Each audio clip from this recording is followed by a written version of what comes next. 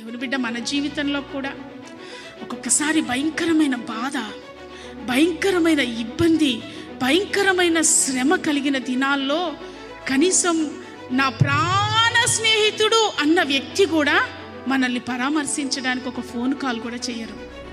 అప్పటిదాకా నేను జిగిరి దోస్తుండ్రా, నేను ప్రాణ స్నేహితుడిని, అమ్మా నేను నీ ప్రాణ స్నేహితురాలు, నీవే, అసలు నువ్వు లేకపోతే నేను ఉండలేను అని చెప్పినటువంటి ఆవిడ కష్టంలో ఉన్నప్పుడు, ఇబ్బందిలో ఉన్నప్పుడు, ఇరుకులో ఉన్నప్పుడు అంట వెలివేస్తారంట. వెలివేయబడినది అనేస్తారంట.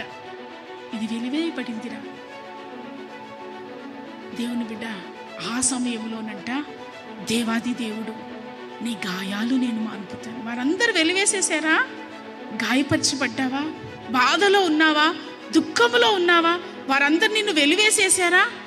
అయితే సియోను నేనున్నాను, నా దగ్గరికి రా, నీ గాయాలు నేను మాన్పేస్తాను. Praise the Lord, praise the Lord. నీకు ఆరోగ్యాన్ని ఇస్తాను. ఏ బాధతో ఉన్నావో ఆ బాధను తొలగించేస్తాను. ఏ విషయంలో గాయపడ్డావో, నీ హృదయం గాయపరచబడిందా, మనస్సు గాయపరచబడిందా, నేను తొలగించేస్తాను. ఇదే యెహోవా వాక్కు. Praise the Lord. లోకంలో ఎవరు మనలను తృణీకరించిన దేవుని బిడ్డ, దేవుడు మనల్ని ఎన్నడూ తృణీకరించాడు. ఒకసారి గుర్తుపెట్టుకోండి, దేవుడు మనల్ని ఎన్నడూ తృణీకరించాడు. మనకు సహాయం చేసే దేవుడై ఉన్నాడు ఆయన. Praise the Lord, praise the lord.